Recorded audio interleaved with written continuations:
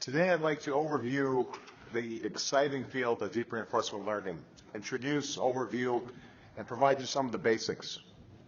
I think it's one of the most exciting fields in artificial intelligence.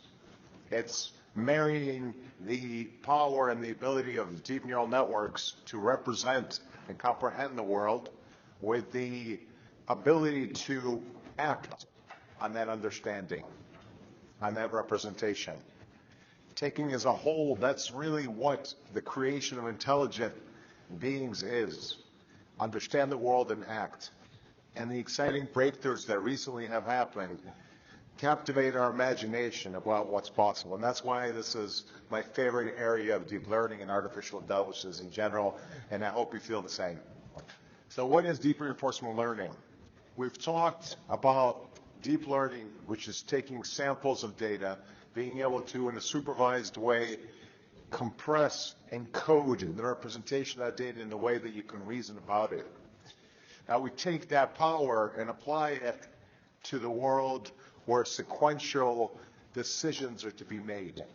So it's looking at problems and formulations of tasks where an agent, an intelligent system, has to make a sequence of decisions. And the decisions that are made have an effect on the world around the agent. How do all of us, any intelligent being that is tasked with operating in the world, how do you learn anything? Especially when you know very little in the beginning. This trial and error is the fundamental process by which reinforcement learning agents learn. And the deep part of deep reinforcement learning is neural networks. It's using the frameworks of reinforcement learning where the neural network is doing the representation of the world based on which the actions are made. Now we have to take a step back.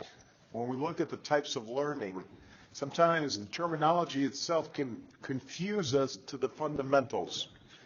There's supervised learning, there's semi-supervised learning, there's unsupervised learning, there's reinforcement learning, and there's this feeling that supervised learning is really the only one where you have to perform the manual annotation, where you have to do the large-scale supervision.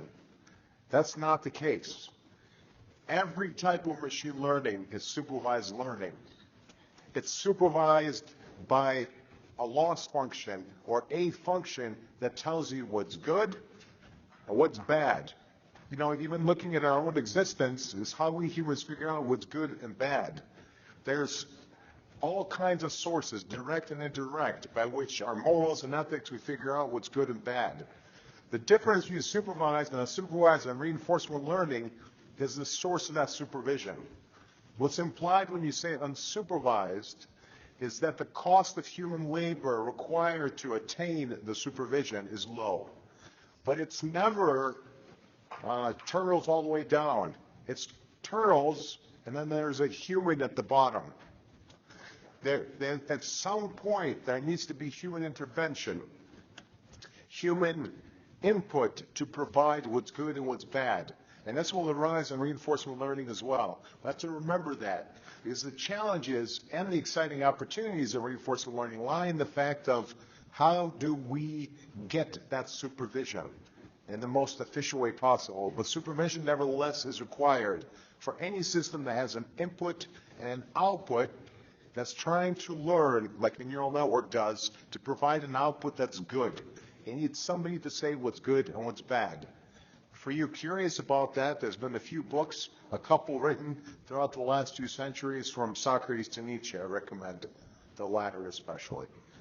So let's look at supervised learning and reinforcement learning.